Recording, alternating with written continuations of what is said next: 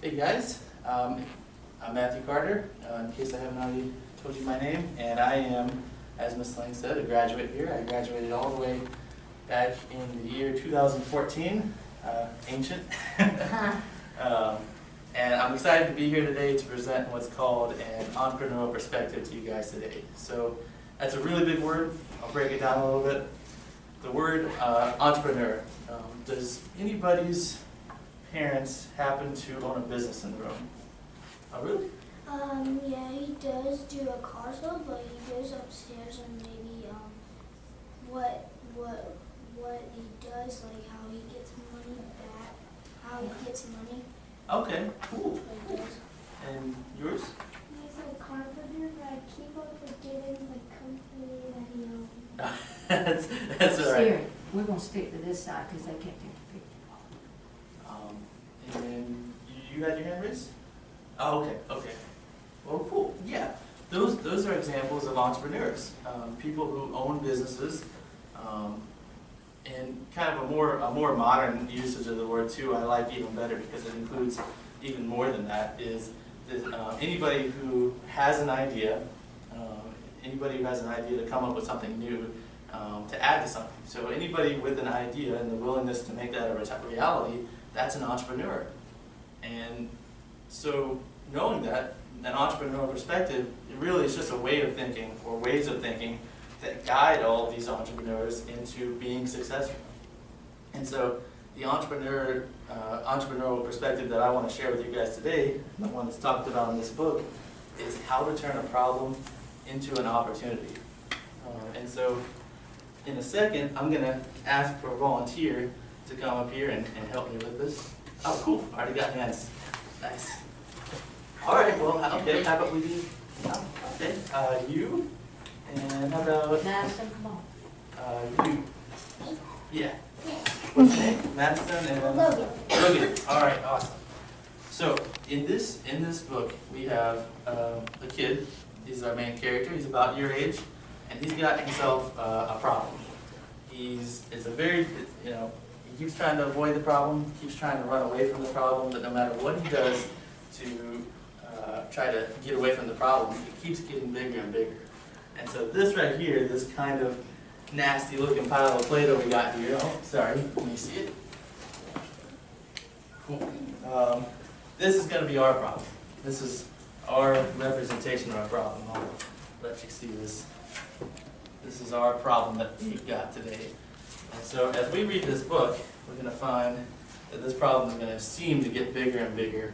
And so as that happens, I've got 2 cans of Play-Doh that I would like this nice young lady, Logan and Madison, to, let me open that up for you real quick. I'm going to have you guys add to this pile of Play-Doh. And what it's going to show is it's going to show that our problem is going to get bigger as our main character's problem gets bigger.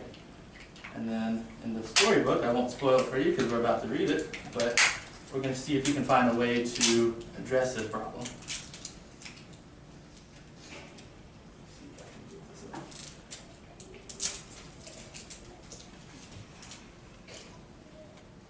Rivers, take the trash one. Oh, thank you, sir. Appreciate that.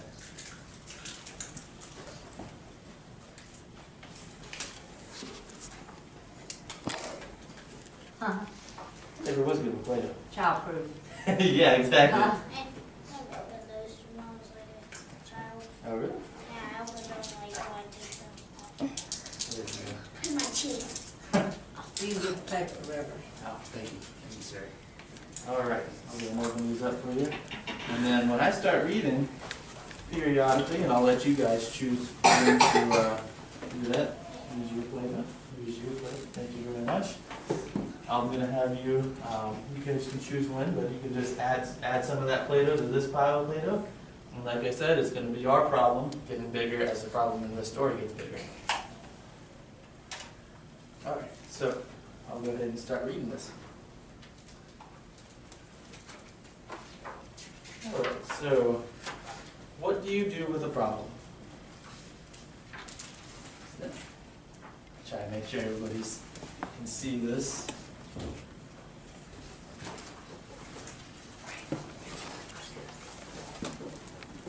I don't know how it happened, but one day I had a problem. I didn't want it, I didn't ask for it, I really didn't like having a problem, but it was there. You guys see all right over there? Cool, cool.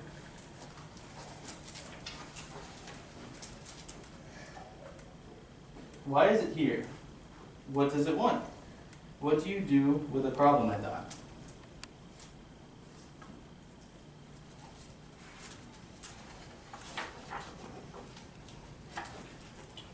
I started to worry about my problem. What if it swallows me up? As we can see, the problem's getting a little bit bigger. Put a little bit of plate. You want to add a little bit of flavor to that?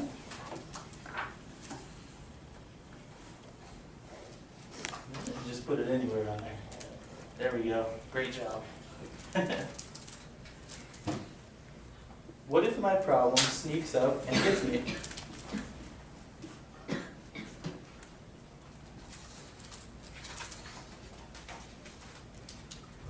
What if it takes away all of my things?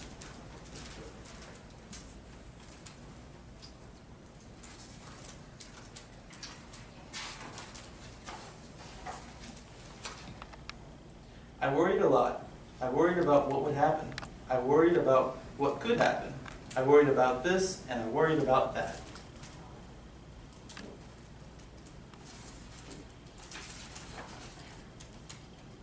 And the more I worried, the bigger my problem became. You can see the problem is seemingly getting even bigger now.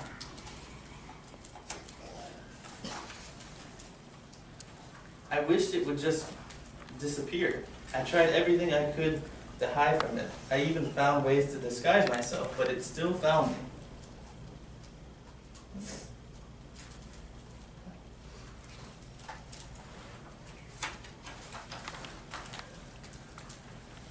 And the more I avoided the problem, the more I saw it everywhere. I thought about it all the time. I didn't feel good at all. There we go, great job.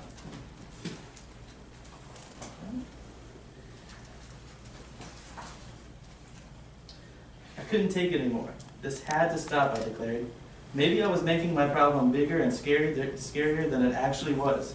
After all, my problem didn't really swallow me up or attack me.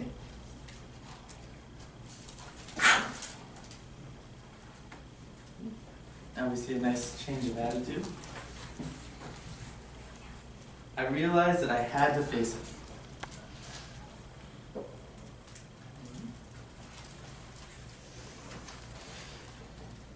So even though I didn't want to, even though I was really afraid, I got ready and I tackled my problem.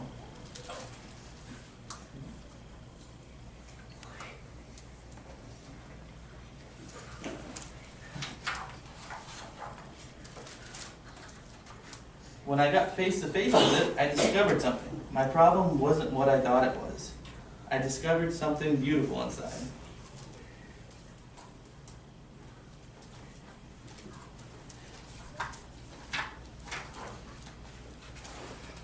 My problem held an opportunity. It was an opportunity for me to learn and to grow, to be brave, to do something.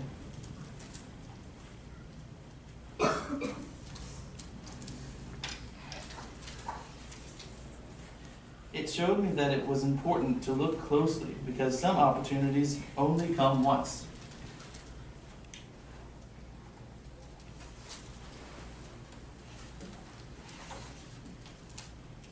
So now I see problems differently. I'm not afraid of them anymore because I know their secret.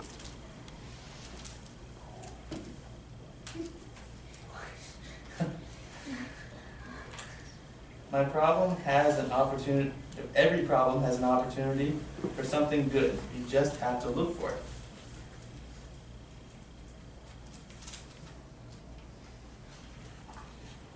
The end.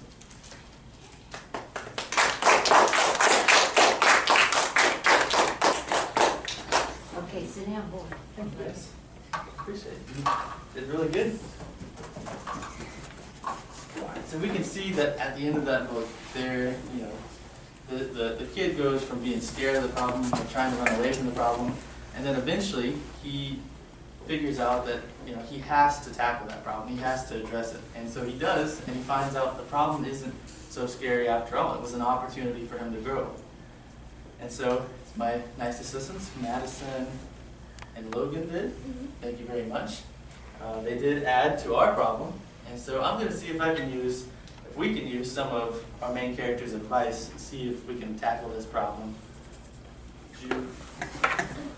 All right, how about you? Emerson? Emerson? You see if you can dig into this problem, and maybe we can see if we can find the source of it. Just right in.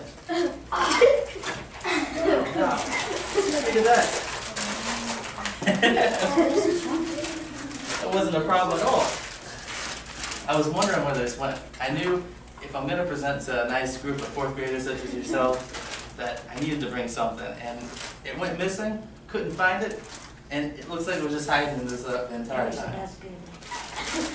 Thank you very much. Yeah, it turns out this wasn't a problem at all. This was actually an opportunity for me as a presenter to share this bag of candy with this very nice group of fourth graders. Yeah. So I'll let you guys use this at your discretion. But this Okay, is your bag of candy. thank you. Yeah. I'm sure they can really use that. That So- wasn't a problem at all. Yeah. So kind of as a conclusion, I do want to bring this back around the stuff that you guys are learning. You know, you're learning a lot of cool, neat Bible stories, learning about a lot of neat Bible characters, and so I want you to understand that this entrepreneurial perspective, it applies absolutely to the Bible as well. There's so many characters that turn their problems into opportunities, and the character I want to tell you about real quick is Joseph. You've probably heard the story before. Joseph was the son of Jacob, had a great life. His father loved him very much. His brothers loved him too, but they let their jealousy kind of get the best of them, and they did a not nice thing, and they sold Joseph in this to be a servant. And so that was kind of Joseph's first problem. And so Joseph became a servant of a man named Potiphar, and he got into good favor with Potiphar for a while. And then something else happened, another problem happened to Joseph, and Potiphar was angry at Joseph, and so he sent him into prison. And so, again, he was faced with another problem. He was in prison. He wasn't being noticed by anybody. But the entire time, every problem that he that came to him, he used it as an opportunity to honor God and to show God's power and to show his faith in God. And so eventually that paid off because he was noticed by Pharaoh. And he used this as an opportunity to show God's power and to show what God could do through him. And he was able to warn Pharaoh of a famine that was approaching Egypt. And because of that, Egypt was able to get ready for the famine and stock up food. And because of that, they were able to save themselves from the famine because of Joseph's warning that God sent him, because of interpreting Pharaoh's dream. And so one individual, Joseph, was able to save an entire nation simply by turning the problem that he was faced with throughout his life into opportunities, in this case opportunities to honor God and to serve God and to show people, display God's power and what God can do through him. So, and that's one individual. So as you guys, that kind of what I want the takeaway to be from this is that you guys are going to have problems that come your way in the few, down the line. And I want you to understand that any of those problems, no matter how small or how big, can be used as opportunities for growth and for opportunities to show what God can do through you. For instance, an example that could apply to you guys. Maybe you do poorly on a spelling test. It happens, and it is a problem. But you can use it as an opportunity to maybe figure out what went wrong, why you didn't do so well. Maybe change up your study habits a little bit, and now you've grown as a student. You can now change your study habits and improve upon them, and you can do better on spelling tests and all your other tests. It's an opportunity for growth. And so that's what I want to take away to be from this story and from this kind of neat little example, is that you can turn any problem, no matter how big and scary it looks, into an opportunity if you just kind of put your mind to it. So yeah, that's the story. I hope you enjoyed it. I really appreciate you being willing to listen and being so engaging. I wasn't sure, honestly, how much engagement I'd get, but you guys were great. Thanks. So thank you. Any questions?